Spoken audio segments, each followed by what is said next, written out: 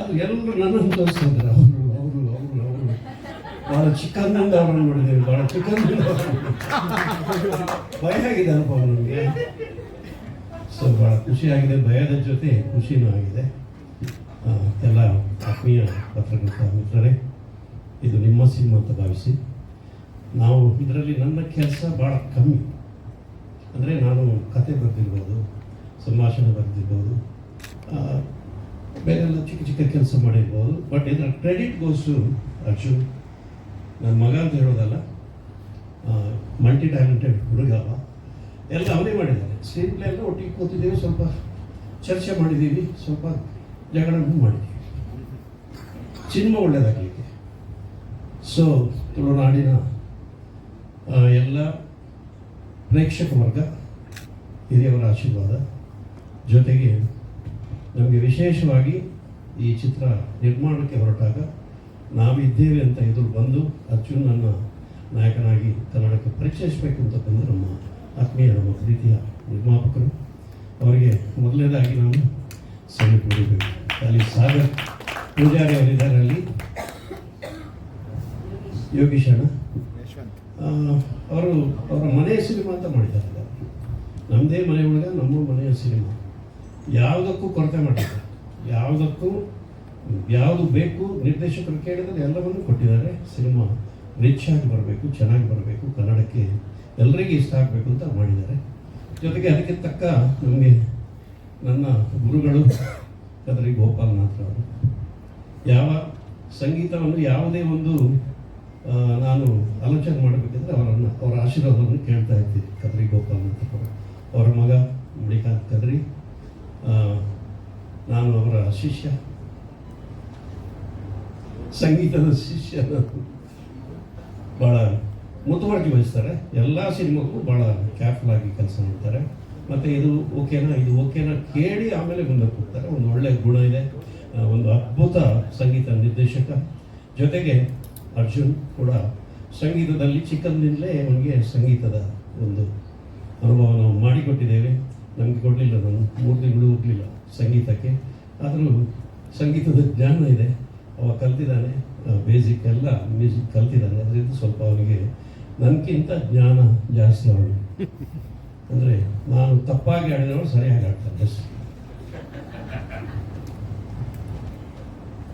ಆಮೇಲೆ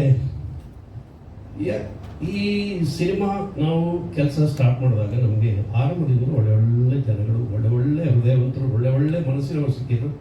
ಜೊತೆಗೆ ನಮ್ಮ ಗೋಲ್ಡನ್ ಸ್ಟಾರ್ ಶಿಲ್ಪಾ ಮ್ಯಾಮ್ ಭಾಳ ಪ್ರೀತಿಯಿಂದ ಅರ್ಜುನ್ ಅಂದರೆ ಅವರಿಗೆ ಅವ್ರ ಮನೆ ಹುಡುಗನಾಗಿ ಭಾಳ ಪ್ರೀತಿ, ಗಣೇಶ್ ಸಾರ್ಗೂ ಅವರು ತುಂಬ ಸಪೋರ್ಟ್ ಮಾಡಿದರು.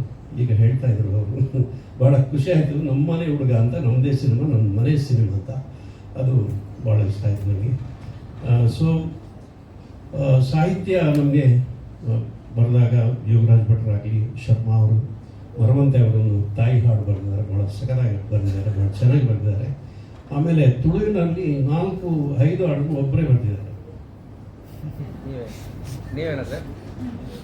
ಹೌದೇ, ನಾನು ಸ್ವಲ್ಪ ಪಾಸ್ ಕೊಟ್ಟೆ ಅದಕ್ಕೆ, ಇವನನ್ನೇ ಹೊರಡ್ತಾನೆ ಅಂತ. ನನ್ನ ಬೇರೆಯವ್ರನ್ನ ಬರೆಯೋಕ್ಕೆ ಬಿಡಲಿಲ್ಲ ಅವರು, ನೀವೇ ಬರೀಬೇಕು ಅಂತ ಹೇಳಿದ್ರು. ಮಾಡಿ ಸರ್, ಅದಕ್ಕೆ ಆ ಹಾಡು ಭಾಳ ಈಗ ಹಿಟ್ಟಾಗೋದನ್ನು ನೋಡಿ ಭಾಳ ಖುಷಿಯಾಗಿದೆ, ಭಾಳ ಸಂತೋಷ ಆಗಿದೆ. ಮಲ್ಲಿಗೆದ ಸಾಲು ನಾನು ಹಾಡೋದಿಲ್ಲ, ಹೆದರಬೇಡಿ. ಆಮೇಲೆ ನಮ್ಮ DOP ಯಂಗ್ ಸ್ಟಾರ್ ಇವತ್ತೊಂದು ಭಾಳ ಖುಷಿ ಒಂದು ವಿಚಾರ ಹೇಳಿದರು. ಅವರು ಶಿವಣ್ಣನ ಮನೆಗೆ ಹೋದಾಗ ನಾನು ನೆಕ್ಸ್ಟ್ ಸಿನಿಮಾ ನೀನೇ ಮಾಡು ಅಂತ ಹೇಳಿದ್ರು. ಭಾಳ ಸಂತೋಷ ಆಯಿತು ನೋಡಿ. ಹೀಗೆ ಕನೆಕ್ಷನ್, ಅದು ದೇವರ ಆಶೀರ್ವಾದ. ಖಂಡಿತ ನೀವು ಮಾಡ್ತೀರಾ. ಒಳ್ಳೆಯ DOP, ಒಳ್ಳೆಯ ಕೆಲಸಗಾರ. ನಾನು ನೋಡಿದ್ದೀನಿ ಸೆಟ್ಟಲ್ಲಿ, ಅದ್ಭುತ ಕೆಲಸಗಾರ. ಜೊತೆಗೆ ನಮ್ಮ ಕೊರಿಯೋಗ್ರಾಫರ್ ಇದ್ದಾರೆ, ಭಾಳ ಯಂಗ್ ಯುವ ಕೊರಿಯೋಗ್ರಾಫರ್. ಭಾಳ ಚೆನ್ನಾಗಿ ಮಾಡಿದ್ದೀರಿ, ಫಸ್ಟ್ ಕ್ಲಾಸ್ ಮಾಡಿದ್ದೀರಿ. ಎಲ್ಲ ಹಾಡುಗಳು ಎಲ್ಲ ಕೊರಿಯೋಗ್ರಾಫರ್ನವರು ತುಂಬ ಚೆನ್ನಾಗಿ ಮಾಡಿದ್ದಾರೆ. ಸೊ ಅಂತೂ ನಿಮ್ಮ ಎಲ್ಲರ ಆಶೀರ್ವಾದ ಬೇಕು. ನಮ್ಮ ಹುಡುಗ ನಿಮ್ಮ ಮನೆ ಹುಡುಗ ಅಂತ ಭಾವಿಸಿ ಅವನಿಗೆ ಆಶೀರ್ವಾದ ಮಾಡಿ. ತುಳು ರಂಗಭೂಮಿಯಲ್ಲಿ ಸುಮಾರು 37 ವರ್ಷ ರಂಗಭೂಮಿಯಲ್ಲಿ ಕೆಲಸ ಮಾಡಿದ್ದೀನಿ. ಒಂದು 9ರಿಂದ 10 ಸಿನಿಮಾ, 6ರಿಂದ 7 ಸಿನಿಮಾ ನಿರ್ದೇಶನ ಮಾಡಿದ್ದೀನಿ ಅರ್ಜುನ್ ನಾಯಕನಾಗಿ.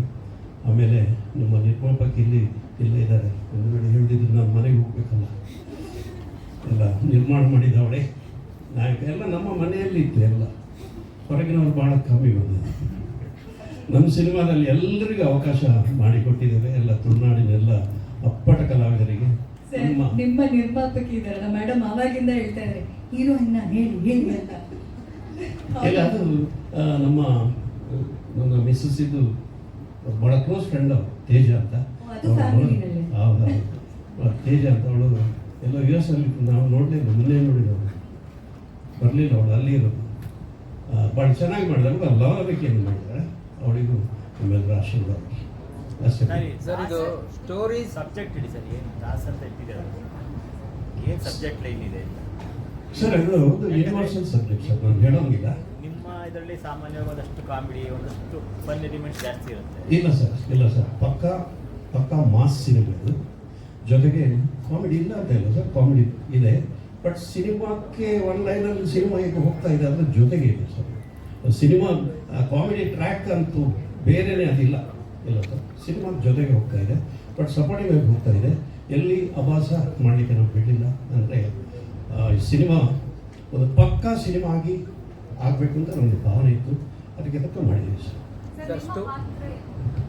ನನ್ನ ಪಾತ್ರ ಇದು, ನನ್ನ ಪಾತ್ರ ಮೇಡಮ್, ಇಲ್ಲ ಇದ್ದದ್ದು ಆಗೈತೆ, ಈಗಿಲ್ಲ ನನ್ನ ಪಾತ್ರ ಸಪೋರ್ಟಿವ್. ಓ ಇಲ್ಲಿ ಇದು ಪ್ರಾಯ ನಿಜವಾಗಿ ಆಗಿದೆ, ನಾವೆಲ್ಲ ಹೌದು ಪ್ರಾಯ ಆಗಿದೆ. ನನ್ನ ಪಾತ್ರ ಅಂತ ಹೇಳಬೇಕಾದ್ರೆ ಒಂದು ಸಪೋರ್ಟಿವ್ ರೋಲ್ ಹೀರೋಗೆ. ಅದರ ಸ್ಪೈನಲ್ ಕಾರ್ಡ್ ಯಾರಿದ್ದಾರೆ ಅದಕ್ಕೊಂದು ಸಪೋರ್ಟಿವ್ ಆಗಿದೆ sir. Story screen play dialogue ಎಲ್ಲ ನಿಮ್ಮದೇ, ಡೈರೆಕ್ಷನ್ ಏನಕ್ಕೆ ಬಿಟ್ಕೊಟ್ರಿ? Story screen play dialogue lyrics ಎಲ್ಲ ನಿಮ್ಮದೇ, ಡೈರೆಕ್ಷನ್ ನೀವು ಬಿಟ್ಕೊಟ್ಟಿದ್ದ ಅಥವಾ ಅವ್ರು ತಗೊಂಡಿದ್ದ? ಕಸ್ಕೊಂಡ್ರು? ಇಲ್ಲ ಸರ್, ಒಂದು 2-3 ಸಿನಿಮಾ ಅದು ಅವನೇ ಮಾಡಿದ್ದು. ಅದು ಮೊದಲು ನಾನು ಸಿನಿಮಾ ಮಾಡುವಾಗ ಅದಕ್ಕೆ ಮುಕ್ಕಾಲು ಭಾಗ ಕೆಲಸ ಅವನೇ ಮಾಡ್ತಾ ಇದ್ದ. ಅಂದರೆ ನಾನು ಫುಲ್ಲು ರಂಗಭೂಮಿಯಲ್ಲಿ ಬ್ಯುಸಿ ಇದ್ದೀನಿ. ರಾತ್ರಿ ಬರೋಕ್ಕೆ 2 ಗಂಟೆ 3 ಗಂಟೆ, ನಾನು ಬೆಳಿಗ್ಗೆ ನನ್ನ ಕಣ್ಣು ಹೀಗಿರ್ತದೆ, ನಿದ್ದೆ ಇದೆ, ಎಲ್ಲ ಕೆಲಸ ಅವನೇ ಮಾಡಿ. ಅದರಿಂದ ಬಿಹೈಂಡ್ ದ ಕ್ಯಾಮ್ರಾ ಒಳ್ಳೆಯ ಅನುಭವಿಸ್ತ, ಒಳ್ಳೆ ಟೆಕ್ನಿಷಿಯನ್ ಅವ. ಅದು ಇವರಿಗೆ ಜೋಯಲ್ಗೆಲ್ಲ ಗೊತ್ತು, ಕೆಲಸ ಮಾಡಿದವರಿಗೆ ಎಲ್ಲ ಅವನೇ ಮಾಡಿದ್ದು. ಬಟ್ ಈ ನಿರ್ದೇಶನ ಮಾಡಬೇಕಾದ್ರೆ ಅವನ ಸ್ಕ್ರೀನ್ ಪ್ಲೇಯಲ್ಲಿ ಅವ ಕೆಲಸ ಮಾಡ್ತಾ ಇದ್ದ. ಸ್ಕ್ರೀನ್ ಪ್ಲೇಯಲ್ಲಿ ಅವನ ವಿಷನ್ ಎಲ್ಲ ನೋಡಿ ನನಗೆ ಭಾಳ ಖುಷಿ ಆಯಿತು. 2 ಸಿನಿಮಾದಲ್ಲೂ ಅವನು ನಾನು ಹೇಳೋದಕ್ಕಿಂತ ಮೊದಲು ಒಂದು ಹೆಜ್ಜೆ ಮುಂದೆ ಹೋಗ್ತಾ ಇದ್ದ. ಆ ಧೈರ್ಯದಿಂದ ಮತ್ತೆ ಅವನು ನೀನೇ ಮಾಡುತ್ತೇನೆ ಸರ್. ಡೈರೆಕ್ಟರ್ ಆಗಿ ನೀವು ಸೂಪರ್ ಹಿಟ್ ಕೊಟ್ಟವ್ರು, ಚಂಡಿಕೋರಿ ಎಲ್ಲ ದೊಡ್ಡ ಹಿಟ್. ಸೊ ನಿಮ್ಮ ಇನ್ಪುಟ್ಸ್ ಏನಿತ್ತು ಈ ಪಿಕ್ಚರ್ಗೆ director record? Sir screen play sir, ಇದರಲ್ಲಿ ಸ್ಕ್ರೀನ್ ಪ್ಲೇನೇ ಹೀರೋದ ಜೊತೆ ಆ ಪಾತ್ರಕ್ಕೆ ಅವ 100% ಕೊಟ್ಟಿದ್ದೀವಿ ಸರ್. ಆ ಪಾತ್ರ ಏನು ನಾವು ಸೃಷ್ಟಿ ಮಾಡಿದ್ದೀವಿ 100% ಕೊಟ್ಟಿದ್ದೀವಿ. ಮತ್ತು ಸಿನಿಮಾದಲ್ಲಿ ಶಿಲ್ಪಾ ಮ್ಯಾಮ್ ಹೇಳಿದ ಹಾಗೆ ಕಂಟೆಂಟೇ ದೊಡ್ಡ ಹೀರೋ. ಕಂಟೆಂಟ್ ಸ್ಟ್ರಾಂಗ್ ಇರುವಾಗ ಅದ್ರ ಜೊತೆಗೆ ಹೋಗ್ತಾರೆ. ಕಂಟೆಂಟ್ ಅಂತ ಹೇಳಿದ್ರೆ ಇದ್ರ ಜೊತೆಗೆ ನಿಮ್ಮ ಮಗನ ಸಿನಿ ಜರ್ನಿಗೆ ಈ ಸಿನಿಮಾ ಎಷ್ಟು ಇಂಪಾರ್ಟೆನ್ಸ್ನ ಪಡೆಯುತ್ತೆ? ಯಾಕಂದರೆ 14 ವರ್ಷ ಅವ್ರ ಜರ್ನಿ ಇದೆ, ಜರ್ನಿ ಇದೆ, ಇವೆಲ್ಲವೂ ಕೌಂಟ್ ಆಗುತ್ತೆ. ಈಗ ಅದಕ್ಕೆ ಎಷ್ಟು ಇಂಪಾರ್ಟೆನ್ಸನ್ನು ಪಡಿಬೋದು ಅಂತ ನಿಮ್ಮ ಸರ್? ಅದಕ್ಕೆ ಬೇಕಾಗಿ ಮಾಡಿದೆ ಸರ್ ಸಿನಿಮಾ. ಒಂದು ನೆಲೆ ಸಿಗಬೇಕು, ಆಮೇಲೆ ಅವನ ಕೆಪಾಸಿಟಿ, ಹೀರೋ ಮೆಟೀರಿಯಲ್, ಅವನ ಹತ್ರ ಏನು ಕೆಪಾಸಿಟಿ ಇದೆ, ಆ್ಯಕ್ಟಿಂಗ್ ಆ್ಯಂಡ್ ಫೈಟ್ಸ್, ಡ್ಯಾನ್ಸ್ ಎಲ್ಲವೂ ಇದೆ ಅವನಿಗೆ. ಇದನ್ನು ಪರಿಚಯ ಆಗಿರಲಿಲ್ಲ ಸರ್ ಕನ್ನಡಕ್ಕೆ ಸರಿಯಾಗಿ. ಸಿನಿಮಾ ಮಾಡಿದ್ದಾನೆ, ಅದು ಪರಿಚಯ ಆಗಿರಲಿಲ್ಲ. ಅದನ್ನು ಮಾಡಬೇಕಂತ ತುಂಬ ಆಸೆ ಇತ್ತು ನಮಗೆ. ಅದಕ್ಕೆ ತಕ್ಕ ನಮಗೆ ಪ್ರೊಡ್ಯೂಸರ್ ಸಿಕ್ಕಿದ್ರು. ಅವರು ನಮಗಿಂತ ಜಾಸ್ತಿ ಆಸೆ ಅವ್ರು ಇಟ್ಕೊಂಡಿದ್ರು, ನಮ್ಮ ಅರ್ಜುನನ್ನು ಹಾಕ್ಕೊಳ್ಬೇಕು, ಹೀಗೆ ಮಾಡಬೇಕು ಅಂತ. ಅದೆರಡು ಒಟ್ಟಾಯಿತು ಸರ್. ಎಸ್,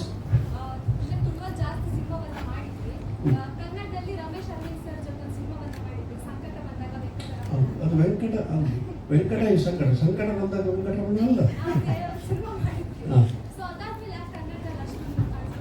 ನಾನು ರಂಗಭೂಮಿಯಲ್ಲಿ ತುಂಬ ಬ್ಯುಸಿಯಾಗಿದ್ದೆ.